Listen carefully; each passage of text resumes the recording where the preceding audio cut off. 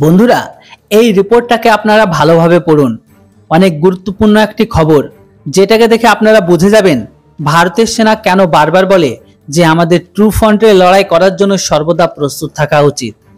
এটা জলজান্ত প্রমাণ আজকের এই রিপোর্টটি বুঝিয়ে দিচ্ছে। তো বন্ধুরা, রিপোর্টটিতে এটাই বলা হয়েছে যে চীনের স্যাটেলাইট ফোনকে ইউজ করে পাকিস্তানের আতঙ্কবাদীরা। আপনাদের বলে দিই যে স্যাটেলাইট ফোন সবার কাছে থাকে না, আর না এটা আপনারা অনলাইনে কিনতে পারবেন। এমনকি ভারতের স্যাটেলাইট ফোন ইউজ করা বন্ধ। আর যদি আপনি এটিকে বিনা লাইসেন্সে ব্যবহার করেন, তাহলে আপনাকে 1933 ধারা অনুসারে জেলে পর্যন্ত যেতে হতে পারে। এই ফোনটিকে বিশেষ করে মিলিটারির জন্য ডিজাইন করা হয়েছে, যেটি বিশেষ স্যাটেলাইটে সঞ্চালিত। এটির ব্যবহার শুধুমাত্র সিক্রেট মিশন বা সিক্রেট কথাবার্তা বলার সময় ব্যবহার করা হয়। আর এখন এই ফোনটিকে পাকিস্তানের জিহাদিগুলো ব্যবহার করছে, যেন তারা ভারত ও আর্মির র্যাডার থেকে বাঁচতে পারে, আর তাদের না যেন কেউ ট্রেসও করতে পারে। আর এই সবকিছু হচ্ছে শুধুমাত্র চীনের কারণে। এই মুহূর্তে শুধুমাত্র চীন পাকিস্তানি জিহাদিদের সাহায্য করছে। এখানে অবাক করার মতো বিষয় এটাই, যেখানে চীনের বিদেশ বিভাগ স্টেটমেন্টকে জারি করে। আসলে বন্ধুরা, সীমানাতে উত্তপ্ত পরিস্থিতিকে দেখে রিসেন্ট চীনের বিদেশ মন্ত্রী ওয়াং ই এটা পর্যন্ত বলেছে যে তারা ভারতের সাথে সম্পর্ককে মজবুত করার জন্য সম্পূর্ণ প্রস্তুত। আর ঠিক তারপরে আমরা এরকম খবর দেখতে পাই।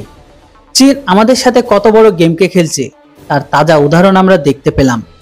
চীনের সেনা ভীতু, এটা তো গোটা বিশ্ব জানে, কিন্তু চীন তার চালবাজি চালে 1962 সালে ভারতের 35,000 একর জমিকে দখল করেছে। এটাকে আমরা কখনোই ভুলতে পারবো না। আর ঠিক আজকের দিনে পাকিস্তান যতটা আমাদের কাছে মাথা ব্যথা, ঠিক ততটা চীনও। রিপোর্টে বলা হচ্ছে যে প্রতিদিন কাশ্মীরে উত্তর ডোডা জেলাতে কিছু না কিছু জঙ্গির আনাগোনা, এমনকি রিসেন্ট 2জন জঙ্গিকে মারা হয়েছে। যেখানে এই মাসে সুরক্ষা বলার জঙ্গির মাঝে লড়াইয়ে 5 জিহাদিকে সফলভাবে 72 পাঠিয়েছে। এটিকে নিয়ে পাকিস্তানের বিদেশ মন্ত্রী ইউএনও পর্যন্ত চলে যায়। হয়তো আপনারা জানেন না, পাক বিদেশ মন্ত্রী ইসাকদার গত সপ্তাহে ভারতের এনকাউন্টারের ফাইলকে নিয়ে সোজা ইউএনের কাছে গিয়ে হাজির, এটা বলার জন্য যে ভারত কাশ্মীরের ঘাঁটিতে সাধারণ লোকদের প্রাণ নিচ্ছে। যারা আজাদ কাশ্মীরের কথা বলছে, ভারত তাদের আওয়াজকে বন্ধ করে দিচ্ছে। তো এটার উপর ইউএনকে কিছু কাজ অবশ্যই করা উচিত। যদিও পাক বিদেশ মন্ত্রীর এই দলিলকে বাতিল করে দেয় ইউএন, কেননা ইউএন পর্যন্ত এটা জানে যে ঘাঁটিতে কারা হামলা করে তারা সাধারণ মানুষ না, পাকিস্তানের তৈরি জিহাদি।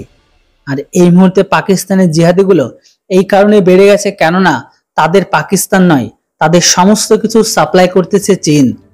যে সমস্ত ইকুইপমেন্টগুলো আজকের দিনে পাকিস্তানের আর্মির কাছে নেই, সেই সমস্তগুলো আজকালকার দিনে খুঁজে পাওয়া যাচ্ছে পাক জিহাদিদের কাছে। মানে পরিষ্কার ভাষায় বললে বুঝতে পারবেন, মানে চীন পাকিস্তানি জঙ্গিদের সুযোগকে উঠিয়ে তাদের যে গালবানের যে সেনাগুলো মারা গিয়েছিল তার বদলা নেওয়ার চেষ্টা করছে। এই মুহূর্তে চীনের জিনিস কেনার আগে এই খবরটিকে অবশ্যই আপনারা মাথায় রাখুন। Thanks for watching. জয় হিন্দ, বন্দে মাতরম।